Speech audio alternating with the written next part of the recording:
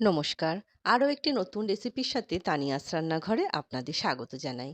আজকে আমি দুটি খাবার থালির আয়োজন আপনাদের সাথে শেয়ার করতে চলেছি। প্রথম থালিতে আছে মাছের ঝোল। মাছের ঝোলটা দেখুন তৈরি করে নামিয়ে নিলাম। এবার পরিবেশন করছি। নিলাম ১ বাটি গরম ভাত, একটা কাঁচা লঙ্কা, সামান্য একটুখানি নুন, ১ টুকরো পাতিলেবু আর নিচ্ছি কয়েক টুকরো শসা। করেছিলাম থোড় ছেঁচকি। থোড়টা কেটে পরিষ্কার করে ধুয়ে নুন মাখিয়ে খানিকক্ষণের জন্য রেখে দিয়েছিলাম। তারপর ভালো করে চটকে নুন জলটা ফেলে দিয়েছি।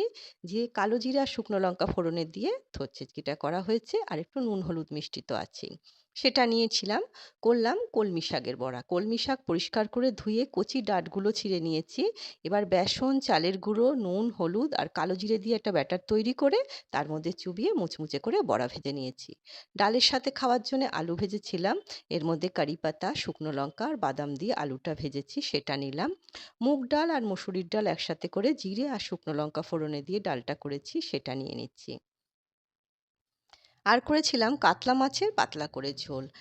এর মধ্যে দিয়েছি আলু আর ঝিঙে দিয়ে করা হয়েছে। কালো জিরে আর কাঁচা লঙ্কা ফোড়নে দিয়েছি, দিয়ে পাতলা করে ঝোলটা করেছি। গরমকালে কিন্তু এই ঝোলটা খেতে মন্দ লাগে না, বেশ ভালোই লাগে। সেটা নিয়ে নিচ্ছি। সবজি দিয়ে কিন্তু মাছের ঝোল খেতে বেশ ভালো লাগে। আমি আলু পটল দিয়েও মাঝে মাঝে মাছের ঝোল করি, সেটাও কিন্তু খেতে বেশ ভালো লাগে। আর এর মধ্যে একটু বড়ি ভেজেও দিয়েছিলাম।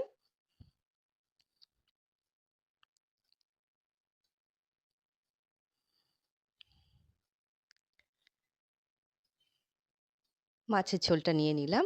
আর শেষ পাতে খাওয়ার জন্যে আছে আমের চাটনি। একটু ভাজা মসলা দিয়ে আমের চাটনিটা আমি তৈরি করি।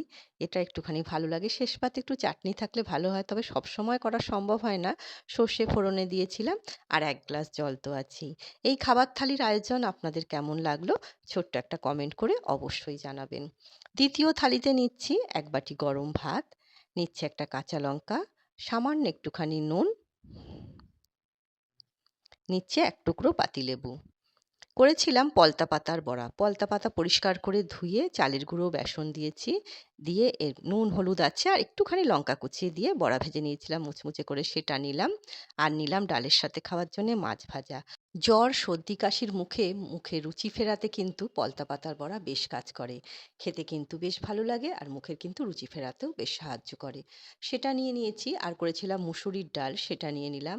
আর করেছিলাম পাতলা করে মাছের ঝোল, চারাপোনা মাছ, কাঁচকলা দিয়ে ঝোল করেছি। এর মধ্যে জিরে আর কাঁচা লঙ্কা ফোড়নে দিয়েছিলাম, সেটা নিয়ে নিলাম।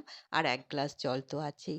দুটি খাবার থালির আয়োজন আপনাদের কেমন লাগলো? ছোট্ট একটা কমেন্ট করে অবশ্যই জানাবেন। আজ তবে এই পর্যন্তই। দেখা হবে পরের একটি নতুন রেসিপির সাথে। সবাই সুস্থ থাকবেন, ভালো থাকবেন।